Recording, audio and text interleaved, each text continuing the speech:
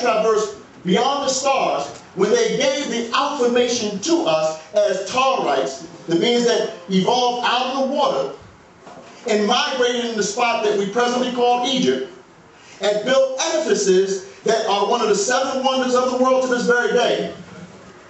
And when they gave us the information as to how they do it, it's referred to as hieroglyphics. When you go to an institution of higher learning, they will tell you that the Greeks would be the ones that would be the dominant force of this information. When their historian Herodotus went over to Tyre and admits that the beings that were there, they had woolly hair, big lips, broad noses. We refer to what they call the hieroglyphics as Safuf. This was in our writings. And in the Safuf, one of the great teachers there, Zdahuti, as another liberator of the females. And he gave us this axiom that we need to incorporate in our understanding in this day and time. And it simply goes, while it's usually true that all things end up to all, then it's also true that the all is in all. Let me say it one more time. While it's true that all things are in the all, the definite article, the all, then it's also true that the all is in all. That would be our concept as Nuwaupians of what you're calling a deity, as a god. Because when we refer to our females as God, the woman is God, people get bent out of shape and they say, you don't believe in God? Do you mean that you're the creator of the boundless universe? Yeah. So who am I? And who are you? I'm God. Let me introduce myself as God. Let me bring to your awareness that you're God. Males and females, but the females are first on the physical plane. But don't get bent out of shape. Ask me to explain myself first. Because I'm going to take you back to that ancient axiom of Zdahuti. That's right. Because the concept of God, the way you have in monotheism, is once the informers left and that concept turned to terror, it turned to fear. Because you forgot what was already placed inside. So our metaphor, or our concept of creation, right? Because we're dealing with difference from creation. When we talk about that this is an illusion, we have to deal with our concept of creation. Because we grew in Wu-Nuwaupu, the science of sound right reasoning, teaches that there's 3 creations, not 1. But because of monotheism, you say, hold on, how can you create 3 times? Because in that concept is that, okay, that you created something, that you brought something into existence that did not exist before. But if you was to search the etymological meaning, and that's one of the things that the master teacher, His Excellency Malachi Kobina York, has been stressing for years. We don't want to be believed, check it out. So if you was to search the etymological meaning of creation, you was to see that it finds its way in the English language by way of Latin. And it simply means to grow. So if it had to grow, then it must have existed. What was the state that it grew in? In other words, you understand that when the sperm hit the ovum, that it had to have grown from a single point. Right? So it had to exist in a state of existence. So you're the process. Creation represents a process. You're from one point and you move from that point to this point. So in ancient time already, we also mentioned to you about what was the riddle of life. There was a riddle of life. And in that riddle, that it was simply said that what crawls on 4, walks on 2, and dawdles along on 3. And in that concept, it's talking about the age of a baby that crawls on 4. It's talking about the adolescence that you will go through as adulthood and then old age. That's a process that everybody is going to go through.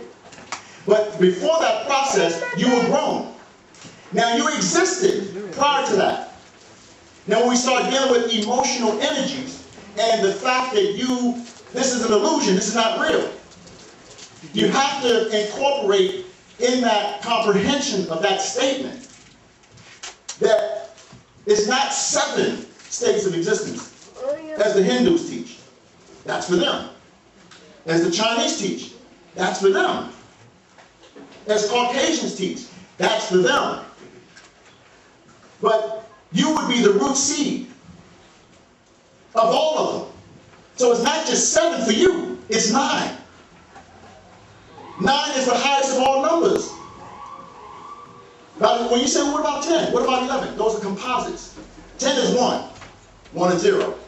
What about 11? 11 is 2. 1 and 1. Well, what about 12 and 13? 12 is 3. 1 and 2 is 3. And 13 is 4. And 4 would represent the sacred point, the female, the mistress of darkness, where things have grown from a point of singularity out of the womb. Now, as the scroll, Actual Facts number 19, who is God, female or male, it explains that the female is the only one that can realize another person's existence because she gives birth to a child. Everybody else, the men, we have to look on in amazement. Right? Any of you men that was there and you had children, you're supposed to be there, right? To shower that protection as the baby's coming out of the womb, right? For those of us that was there, all we could do is just be giddy and just sit around and we couldn't do nothing else, right? She was doing all the work, right? But at that point, to be given birth to, it's a process. We already existed prior to that. She's the only one that's able to share that existence. So, from every point that you're at in this small room, this setting, is the center point of your universe. You have to understand, when we start talking about emotional energies, right, you affect everything around you. Right. That's why it's very important to give a person a nice greeting. Yeah. You live in a city that is customary to frown at people. Right? When you should be greeting everybody. You should be exchanging energies with everybody. But you live in a city that is customary and it's okay to frown. I gotta put a frown on my face because I gotta show that I'm tough. Well, that person, would you say? You're traumatized. But that's your brother and that's your sister. That's you. Meaning that from the point that I'm at, it's existing outside of me. From me to me. And from you to you. Everybody in this room is an equal distance around you. You're the only one that can verify your own existence. This is important to understand now. It's important to understand because it relates to 2012. It relates to 2013, according to the Gregorian calendar. Right? You have to understand that there is no God. That's spookism. I know what. Now, some of y'all, I see them looks on your face. I'm just going to wait till the next speaker come on. I'm going to shut down. I don't want to hear anything else you got to say because it's got to be God. No, you're the God. When we talk about spookism, when the nation of God's earth, 5% was talking about we don't believe in no spook gods, where they got that from the nation of Islam, right? Who is the original man? The maker, the owner, the cream of the planet Earth, father of civilization, God of the universe? Well, let's explain that now, what they were talking about, the God of the universe. The God of the universe just simply means that everything starts from you, from a point of singularity and then going out. What the master teacher, His Excellency Malachi Kobina York, is taking a step further from what those forerunners have taught, is to explain it and attach it to a point where we knew that in ancient Tayyip, ancient Egypt, Kemet, as you may refer to it as. When it talked about you would be the central point where everything is emanating outside of you.